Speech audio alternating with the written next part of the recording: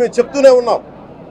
నిజంగా చెయ్యాలంటే ఈ ప్రస్తావన ఎందుకు తీసుకొస్తున్నానంటే సమాజంలో అస్థిరత లేదంటే డిస్హార్మనీ క్రియేట్ చేయడానికి మేము లేవు ఇక్కడ. కానీ తప్పు జరుగుతుంటే, దాడులు జరుగుతూ ఉంటే, అపవిత్రం చేసుకుంటూ వెళ్ళిపోతే చూస్తూ ఎవరు కూర్చోం. తప్పు, అది కూడా తప్పు అవుద్ది. ఫండమెంటల్, కాన్స్టిట్యూషనల్ ఫండమెంటల్ ఇది. ప్రతి వ్యక్తికి వారి ధర్మాన్ని ఆచరించే హక్కు ఉంది. ఎవరన్నా వచ్చి ఆ ధర్మాన్ని పాడు చేసే హక్కు ఎవరికీ లేదు. ఇట్స్ ఎ ఫండమెంటల్ రైట్ ఇది. ఇలాంటి స్థాయిలో ఈ రిపోర్ట్ బయటకు వచ్చినప్పుడు ఏం చెప్పు ఉండాల్సింది గత ముఖ్యమంత్రి గారు? నేను ఏ రోజు కూడా మీరు చూశారు, ఇది ప్రభుత్వం, మన కొత్త ప్రభుత్వంలోకి వచ్చాం.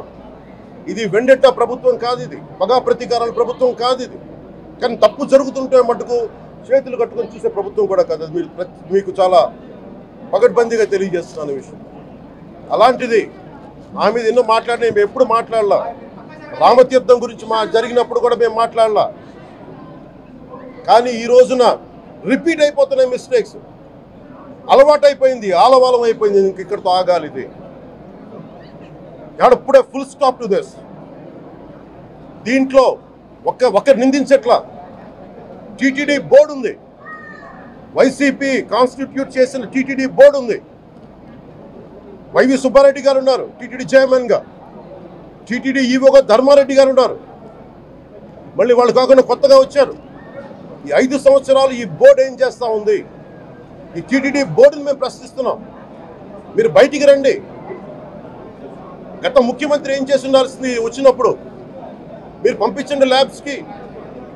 మీకు ఎవరైతే తప్పులు చేశారో వారి మీద మీరు చర్యలు తీసుకోండి అని చెప్పాలి. కానీ తప్పులు చేసిన వాళ్ళు వెనకేసుకొచ్చే విధానం ఏంటో నాకు అర్థం కావట్లేదు. ఇది ఆయన మార్చుకోవాలి. అంతేగాని మీరు అస్థిరత చేసే ఆలోచన కానే కాదు. ఇదే మీరు ఊహించండి. ఇంకా ఏ ధర్మం మీదైనా సరే ఇలాంటి అపవిత్రం ఒక చర్చి మీద జరిగినా, ఒక మస్జిద్ మీద జరిగినా దేశం అల్లకల్లోలం చేసేస్తారు. ప్రపంచం అంతా మాట్లాడతారు. గ్లోబల్ న్యూస్ అయిపోద్ది. కానీ దేశంలో కోట్లాది మంది హిందువులు అపవిత్రమైతే, ఈ ప్రసాదం అపవిత్రమైతే ఒక్కరు కూడా మాట్లాడకూడదు. ఇది సెక్యులర్ వ్యవస్థకు విఘాతం అంటే హిందువులకి మనోభావాలు ఉండవా? ఇది ఒక్కరు నిందించట్లా. అసలు మీరు ప్రస్తావన చేయకూడదు, ఇది తప్పు, ఇది మాట్లాడకూడదంటే ఎట్లా? ఇదే వేరే మతానికి మీరు అన్వయిస్తారా? నేను అన్ని మతాలని సమానంగా గౌరవించేవాడిని. ఇస్లాంని గౌరవించేవాడిని, క్రిస్టియానిటీని గౌరవించేవాళ్ళం మేమందరం. సనాతన ధర్మం అని మొత్తుకుంటున్నాం. దేనికి సనాతన ధర్మం అంటే? సనాతన ధర్మానికి ఒకరు ప్రారంభించింది కాదు. ఇది ఒక వ్యక్తి ఒక కూర్చోబెట్టి ఒకరు స్టార్ట్ చేసింది కాదు. ఇది కొన్ని వేలాది సంవత్సరాలుగా అన్ని మతాలని, అన్ని విశ్వాసాలని అలింగనం చేసుకున్న నేల ఇది. అలాంటి విశ్వాసాలకి దగ్గర తీసుకున్న ఈ నేల మీద ఇలాంటి అపవిత్రం జరిగితే, రిపీటెడ్గా జరిగితే, ఒకసారి కాదు 2 సార్లు కాదు, రిపీటెడ్గా జరిగితే ఇప్పుడు కూడా మాట్లాడకూడదంటే అది తప్పు చేసిన వాళ్ళం అవుతాం. మేము దోషులకి శిక్ష పడాలి. ఫుడ్ అడల్టరేషన్ ఇది మేము కాదంటలా. టీటీడీ బోర్డు అప్పుడు టీటీడీ బోర్డు బాధ్యత తీసుకోవాలి. పొలిటికల్గా వచ్చి అలంకారప్రాయంగా ఒక్కొక్కళ్ళు వచ్చేసి దర్శనాలకి టికెట్లు ఇవ్వడానికి మీరు బోర్డు మెంబర్స్ అవ్వలేదు. మీరు ఎవరు చైర్మన్ కానీ ఈవో కానీ. మీరు అక్కడ ధర్మాన్ని పరిరక్షించాలి. మీరు అక్కడ మీ ఇష్టాలకి మీరు కూర్చోబెట్టి మీ ఇష్టాలకి కాంట్రాక్ట్లు ఇచ్చుకోవడానికి మీరు టీటీడీ బోర్డుకి మీరు వెళ్ళలేదు. మీరందరూ, మీ అందరికీ బాధ్యత ఉంది. మీరు నిర్ణయించుకోవాలి. ఎవరికి కోపాలు రావు, ఎవరికి వేదన రాదు, ఎవరికి బాధలు రావంటే కుదరదు. వస్తాయి బాధలు, వేదన ఉంది, మాట్లాడతాం. మర్చిపోకండి ఎవరు. గత ముఖ్యమంత్రి గారు కూడా నేను చేస్తా ఉన్నాను, జగన్మోహన్ రెడ్డి గారికి కూడా. ఇదే చర్చికి జరిగితే మీరు ఊరుకుంటారా? ఒక మసీదుకి జరిగితే ఊరుకుంటారా? ఒక తిరుమలకు జరిగినప్పుడు ఎందుకు వెనకేసుకొస్తారు? రాకండి. ఏ మతం మీద దాడి జరిగినా సంపూర్ణంగా నాతో సహా మేము ఖండిస్తాం, బయటకు వస్తాం. ఇస్లాం మీద దాడి జరిగితే మేము మాట్లాడతాం, క్రిస్టియానిటీ మీద దాడి జరిగితే మేము మాట్లాడతాం. హిందూ ధర్మం మీద, సనాతన ధర్మం మీద దాడి జరిగితే కూడా నేను మాట్లాడతాను. ఇది మొదటిసారి కాదు, మేమందరం మాట్లాడతాం. ఇది ప్రాథమిక హక్కు. ఇది పరస్పర విశ్వాసాలను గౌరవించుకోవడం చాలా చాలా అవసరం. ఇది అందరికీ తెలియజేస్తున్నాను. ఇది దోషులకి కఠిన శిక్ష పడాలి. అలాగే ముఖ్యమంత్రి గారికి కూడా నేను తెలియజేసుకున్నాను, చంద్రబాబు నాయుడు గారికి కూడా క్యాబినెట్ మీటింగ్ జరగాలి, అసెంబ్లీలో చర్చ జరగాలి.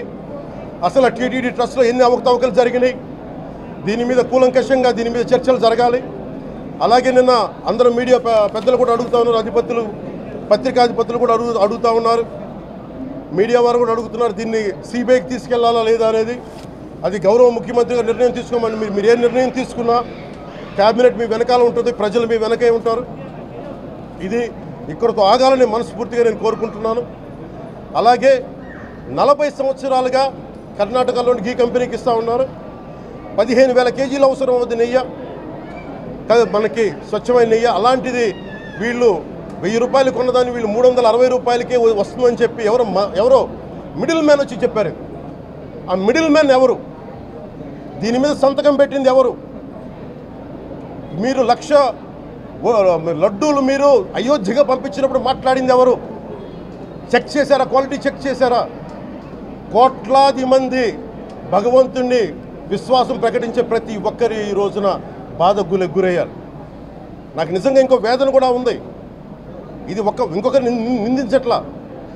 తిరుమలలో ఉండే ఇంతమంది సేవ చేసుకునే వ్యక్తులు కానీ మీరందరూ హిందువులే కదా, మీరందరూ టీటీలో ఉండే వందలాది మంది ఎంప్లాయీలు, మీకు ఉద్యోగులు, వేలాది మంది ఉద్యోగులు, మీరందరూ ఏం చేస్తున్నారు? మీరు హిందువులు కాదా? మీరు స్వామివారికి అపవిత్రం జరుగుతూ ఉంటే మీరు కల్తీనే జరుగుతుంది మీకు తెలిసి కూడా మీరు ఎందుకు కాముకున్నారు? భయపడ్డారా? వైసీపీ అంటే వైవి సుబ్బారెడ్డి గారంటే భయపడ్డారా? ధర్మారెడ్డి గారంటే భయపడ్డారా? ఏ స్వామి అయితే మీకు ఆశ్రయం ఇచ్చారో ఆ స్వామికి అపవిత్రం జరుగుతూ ఉంటే మీరందరూ కామ్గా కూర్చునే మీకు ఎలా వచ్చింది? మీకు ఇది నేను సాటి హిందువులను కూడా నేను ప్రశ్నిస్తున్నాను. మీరు కూడా తప్పు చేశారు దీంట్లో. ఇది ముందుగా ప్రతి హిందువు గౌరవించాల్సింది. దీన్ని మీ మతాన్ని మీరు గౌరవించుకోండి ఫస్ట్. ప్రతి హిందువు నేర్చుకోవాలి ఇది. ప్రతి హిందువు ఆత్మపరిశీలన చేసుకోవాలి. మీరు బయటికి రావాలి. తప్పు జరుగుతూ ఉంటే కూర్చొని చేతులు కట్టుకొని మనకెందుకులే అంటే ఇలాగే ఉంటాయి. ఇది మారాలి. ఇది అందుకు నేను కూడా దీంట్లో భాగమే. కాబట్టి నిజంగా నాకు ఇన్ని సమస్యలు చెప్పారు ఇన్ని సంవత్సరాలుగా. వైసీపీ మీద పోరాటాలు చేస్తున్న రోడ్లు బాగలేదంటే మాట్లాడాం, రైతుకి సమస్యలు వస్తే మాట్లాడాం, గుడులు అపవిత్రం చేస్తుంటే మాట్లాడాం. కానీ ఏ ఒక్కరు కూడా బలంగా కూర్చొని టీటీడీ ఉద్యోగులు ఎవరైనా సరే ఇలా జరుగుతుంది అని తెలిసి కూడా కామ్కున్నారంటే మీరు మహా అపరాధం చేశారు. ఆ మహా అపరాధానికి నేను కూడా నాకు సంబంధం లేకపోయినా ఈరోజు నేను ప్రాయశ్చిత దీక్ష మొదలుపెట్టాను. ఈరోజు 11 రోజులు స్వామివారికి నేను క్షమాపణలు కోరుకుంటూ దీక్ష తీసుకుంటున్నాను. ఇది మారాలి, భవిష్యత్తులో ఉండకూడదు అని కోరుకుంటూ సెలవు తీసుకున్నాను. నమో వెంకటేశాయ.